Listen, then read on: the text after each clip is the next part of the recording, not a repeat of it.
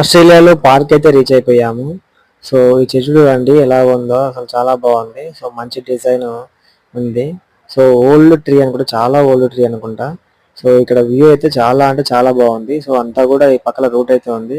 So ఆ route లో అందరు నడుచుకుంటూ వెళ్ళిపోతూ మంచి తిరుగుతూ ప్రశాంతంగా ఉన్నారు. సో ఇక్కడ పార్కింగ్ అయితే చేశారు. సో కార్స్ అయితే చాలా చాలా పార్క్ చేశారు. సో చాలా మంది జనాలు ఉన్నారు. అటు సైడ్ వెళ్తే ఇంకా చాలా మంది జనాలు కనిపిస్తారు, కానీ ఇక్కడైతే ప్రెసెంట్ అయితే చాలా తక్కువ మంది ఉన్నారు. అసలు కార్ పార్కింగ్ చూస్తేనే అర్థమైపోతుంది అసలు ఎంతమంది జనాలు వచ్చి ఉంటారు ఏంటి అని చెప్పి. సో వీకెండ్ టైంలో అయితే చాలా అంటే చాలా ఇది ఉంటుంది. సో నార్మల్ టైంలో అయితే మామూలుగానే ఉంటుంది, కానీ వీకెండ్లో అయితే అసలు టూ మచ్ ఆఫ్ క్రౌడ్ ఉంటుందంట. నాకు కూడా తెలియదు. సో మేము వచ్చేసరికి వీకెండ్ టైంలో కాదు కాబట్టి నార్మల్ టైంలో వచ్చాం కాబట్టి కొంచెం క్రౌడ్ కొంచెం తక్కువగానే ఉంది. సో వ్యూ అయితే అసలు అదిరిపోయింది అసలు.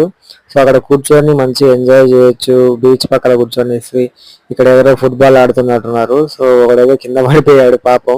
వాడిని తొక్కుకుంటూ తన్నుకుంటూ వాడిని ఇది చేస్తున్నారు. సో బాల్ అయితే ఇదైంది. సో ఇదందరూ కూడా చూడండి, ఫ్యామిలీస్ అంతా కూడా బాగా వచ్చారు. సో అటు మొత్తం ఫుడ్ ఐటమ్స్ అవి ఉన్నాయి. సో తీసుకొని తినేవాళ్ళు తింటూ ఉన్నారు, ఆడుకునే వాళ్ళు ఆడుకుంటూ ఉన్నారు. సో మంచి మంచి ఎంజాయ్ చేసేదానికైతే కంప్లీట్ గా అందరూ రెడీగా ఉన్నారు ఇక్కడ. సో ఎంజాయ్ చేసేందుకే మొత్తం అంతా కూడా వచ్చేసారు.